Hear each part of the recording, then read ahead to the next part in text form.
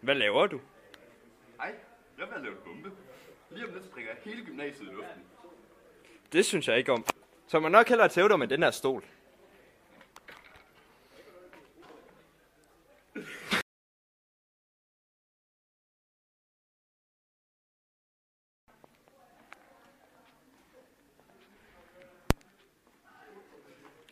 Hvad laver du? Jeg vil lave en bombe. Jeg har tænkt mig at springe hele gymnasiet i luften lige om 10 minutters tid. Så jeg skal blive færdig med det her. Det vil jeg godt nok ikke synes om.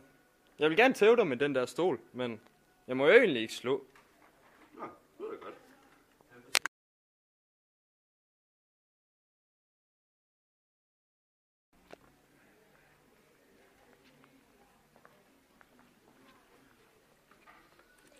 Hvad laver du? Jeg vil lave en bombe. Lige om lidt springer hele gymnasiet i luften. Jeg skal bare lige have den til at fungere. Det synes jeg godt nok ikke er smart.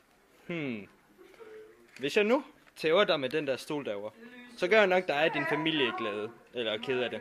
Jeg gør nok også mig selv rimelig ked af det, fordi jeg kommer måske i fængsel for det. Men til gengæld, så vil samfundet sikkert blive rigtig glade for det, og en masse mennesker bliver glade for det, fordi de ikke bliver sprængt i luften. Jeg må nok hellere tæve dig med den der stol.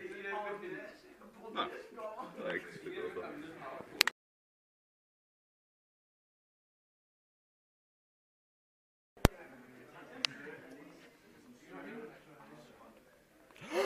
Har du lige slået Signe ihjel?